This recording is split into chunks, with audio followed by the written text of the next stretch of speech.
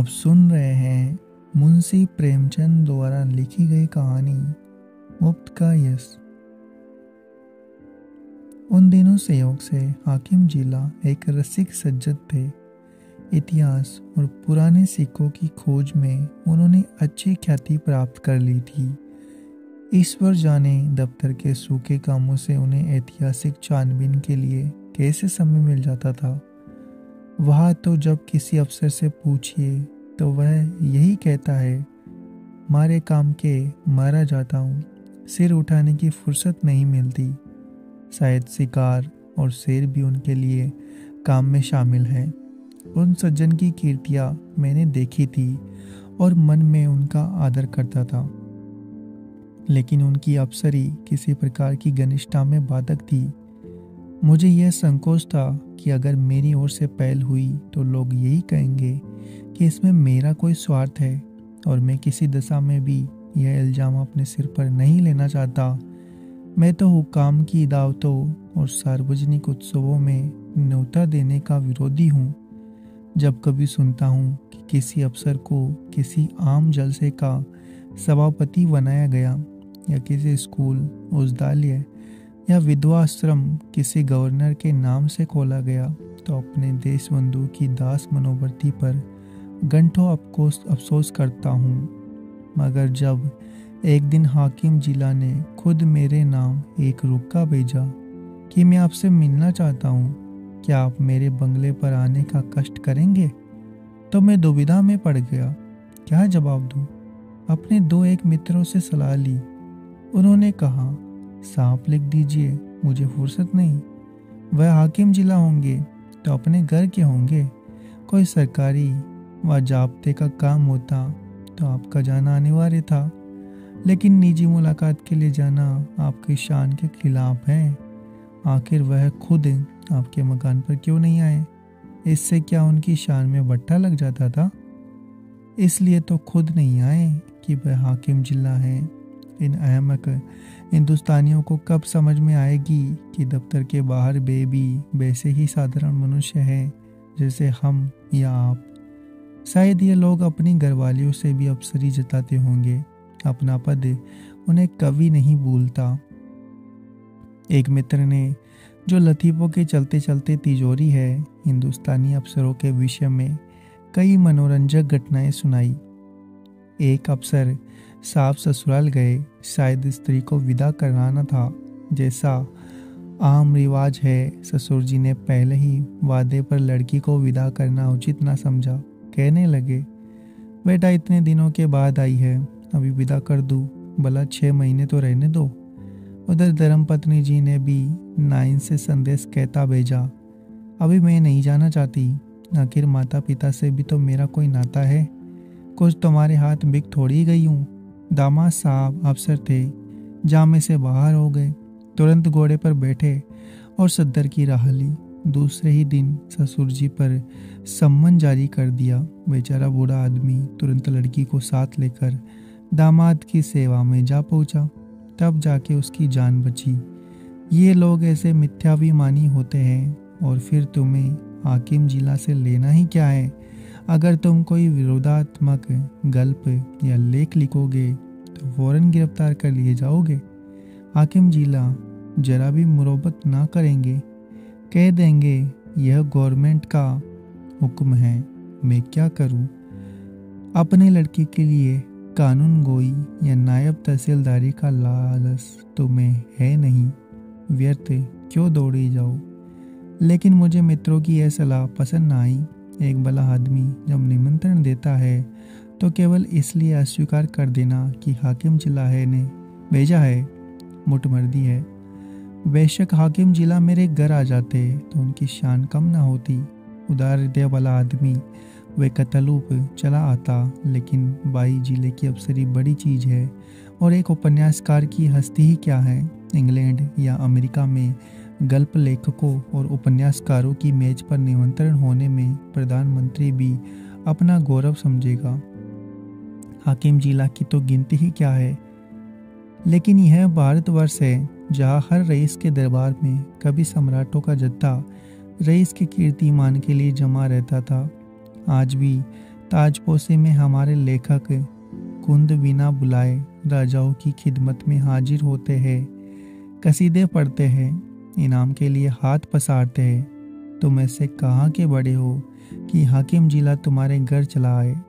जब तुम में इतनी अकड़ और तुनक मिजाजी है तो वह तो जिले का बादशाह है। अगर उसे कुछ अभिमान भी है तो उचित है इसे उसकी कमजोरी कहो, बेहुदगी कहो, मूर्खता कहो, फिर भी उचित है। देवता होना गर्व की बात है, लेकिन मनुष्य होना भी अपराध नहीं। और मैं तो कहता हूँ ईश्वर को धन्यवाद दो कि हाकिम जिला तुम्हारे घर नहीं आए, वरना तुम्हारी कितनी बद होती। उनके आदर सत्कार का सम्मान तुम्हारे पास कहाँ था? गद की एक कुर्सी भी नहीं। उन्हें क्या 3 टांगों वाले सिंहासन पर बैठाते या मटमैले जाजिम पर? 3 पैसे की 24 बीड़ियाँ पीकर दिल खुश कर लेते हो तो सामर्थ्य रुपए के 2 सिगार खरीदने की। तुम तो इतने भी नहीं जानते कि वह सिगार मिलता कहाँ है, उसका नाम क्या है। अपना भाग्य सराहो कि डॉक्टर साहब तुम्हारे घर नहीं आए, तुम्हें बुला लिया। 4-5 रुपए बिगड़ भी जाते और लज्जित भी होना पड़ता। कहीं तुम्हारे परम दुर्भाग्य और पापों के दंड स्वरूप उनकी धर्मपत्नी भी उनके साथ होती, तब तो तुम्हें धरती में समा जाने के सिवा और कोई ठिकाना ना होता।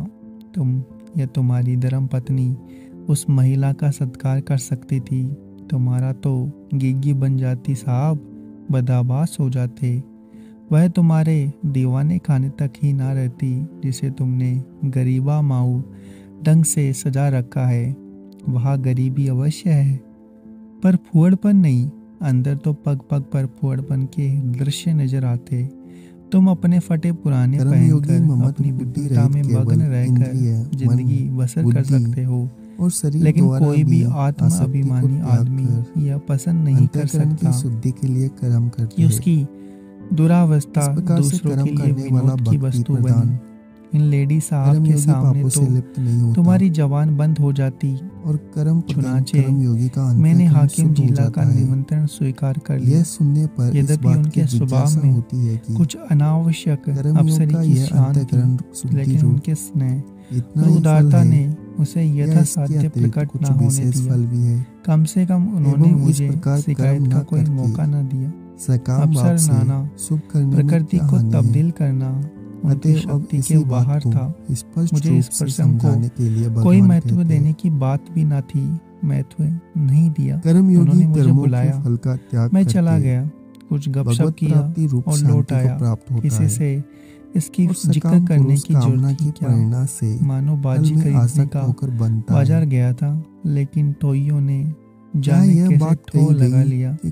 विशेष समुदाय में यह चर्चा होने लगी कि हाकिम जिला और मेरी बड़ी गहरी मित्री है और वह मेरा बड़ा सम्मान करते हैं। अतिशयोक्ति ने मेरा सम्मान और भी बढ़ा दिया। यहाँ तक मशहूर हुआ कि वह मुझसे सलाह लिए बगैर कोई फैसला या रिपोर्ट नहीं लिखते। कोई भी समझदार आदमी इस ख्याति से लाभ उठा सकता था। स्वार्थ में आदमी बावला हो जाता है, तिनके का सहारा ढूंढता फिरता है। ऐसे को विश्वास दिलाना कुछ मुश्किल न था कि मेरे द्वारा उनका काम निकल सकता है, लेकिन मैं ऐसी बातों से गणना करता हूँ। सैकड़ों व्यक्ति अपनी कथाएं लेकर मेरे पास आए। किसी के साथ पुलिस ने बेइज्जत जाति की, कोई इनकम टैक्स वालों की सख्तियों से दुखी था। किसी की यह शिकायत थी कि दफ्तर में उसकी हक हो रही है, उसके पीछे की आदमियों को दनादन तरक्कियां मिल रही है, तो फिर उनका नंबर आता है तो कोई परवाह नहीं करता। इस तरह कोई ना कोई प्रसंग मेरे पास आने लगा। लेकिन मेरे पास उन सब के लिए एक ही जवाब था, मुझसे मतलब नहीं।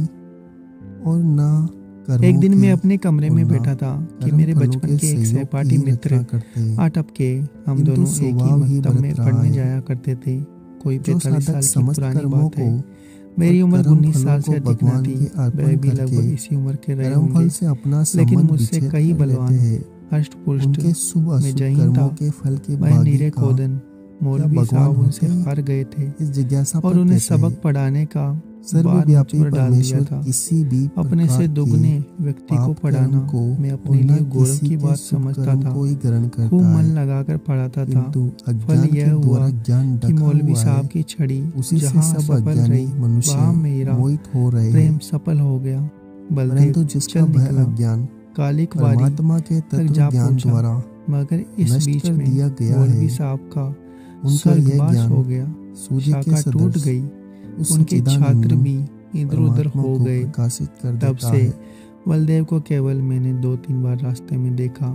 मैं अब भी वही सीपिया पहलवान हूँ और वह अगर आपको अभी हमारा यह वही प्रयास भीम अच्छा का है। लगा राम राम तो हुई। चैनल को सब्सक्राइब श्याम करें, कुशल पूछा, वीडियो को लाइक करें अपनी अपनी राह और चले शेयर गए। करें। मैंने उनसे हाथ मिलाते हुए कहा, आओ भाई बलदेव, मजे में कर्मयोगी तो हो। ममत्व बुद्धि रहित कैसे थे। याद अगर किया? आपको हमारा यह क्या प्रयास करते अच्छा हो लगा आजकल? तो बलदेव चैनल ने को व्यथित सब्सक्राइब कंठ करें, से कहा, वीडियो को लाइक करें जिंदगी के दिन और पूरे शेयर कर रहे हैं करें। भाई, और क्या। तुमसे मिलने को बहुत दिनों से इच्छा थी। याद करो वह मकतलबी वाली बात, जब तक तुम मुझे पढ़ाया करते थे। तुम्हारी बदौलत 4 अक्षर पढ़ गया और अपनी जमींदारी का काम संभाल लेता हूँ, नहीं तो मूर्ख ही बना रहता। तुम मेरे गुरु हो भाई, सच कहता हूँ। मुझ जैसे गधे को पढ़ाना तुम्हारा ही काम था। ना जाने क्या बात थी कि मौलवी साहब से सबक सीखकर पढ़कर अपनी जगह पर आया नहीं कि बिल्कुल सापा तुम पढ़ाते थे। वह बिना याद किए ही याद हो जाता था। तुम तब भी बड़े जहीन थे। यही कहकर उन्होंने मुझे सगर्व नेत्रों से देखा। मैं बचपन के साथियों को देखकर फूल उठता हूँ। सजल नेत्र होकर बोला, मैं तो जब तुम्हें देखता हूँ तो यही जी में आता है कि दौड़कर तुम्हारे गले लिपट जाऊँ। 45 वर्ष का युग मानो बिल्कुल गायब हो जाता है। वह मकतब आंखों के सामने फिरने लगता है और बचपन सारी मनोहरता के साथ ताज़ा हो जाता है। बलदेव ने भी द्रवित कंठ से उत्तर दिया, मैंने तो भाई तुम्हें सदैव अपना इष्टदेव समझा है। जब तुम्हें देखता हूँ तो छाती गजबर की हो जाती है। मेरा बचपन का संगी जा रहा है, जो समय आ पड़ने पर कभी दगा ना देगा। तुम्हारी बड़ाई सुन सुनकर मन ही मन प्रसन्न हो जाता हूँ। लेकिन यह बताओ, क्या तुम्हें खाना नहीं मिलता? कुछ खाते पीते क्यों नहीं? सूखते क्यों जाते हो? घी ना मिलता हो तो 2-4 कनस्तर भिजवा दूँ? जब तुम भी बूढ़े हुए खूब डटकर खाया। अब तो देह में कुछ तेज और बल है, वह केवल खाने के अधीन है। मैं तो अब भी शेर भर दूध और पाव भर घी उड़ाए जाता हूँ। इधर थोड़ा मक्खन भी खाने लगा हूँ।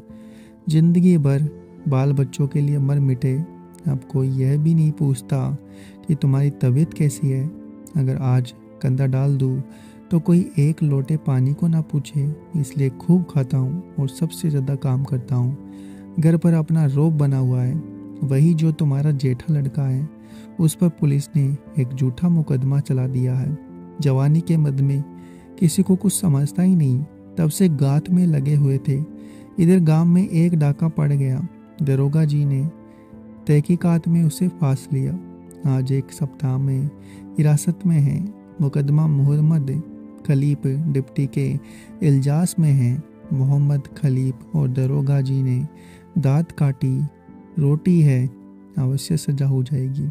अब तुम ही बचाओ जो उसकी जान बचा सकती है, और कोई आशा नहीं है। सजा तो जो होगी वह होगी, इज्जत भी खाक में मिल जाएगी। तुम जाकर हाकिम जिला से इतना कह दो कि मुकदमा झूठा है। आप खुद चलकर तहकीकात कर ले। बस देखो भाई, बचपन के साथी हो, नहीं ना करना। जानता हूँ तुम इन मामलों में नहीं पढ़ते। तुम्हारे जैसे आदमी को पढ़ना भी नहीं चाहिए। तुम प्रजा की लड़ाई लड़ने वाले जीव हो।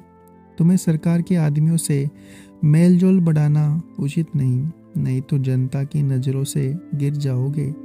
लेकिन यह घर का मामला है। इतना समझ लो कि मामला बिल्कुल झूठा ना होता तो मैं कभी तुम्हारे पास ना आता।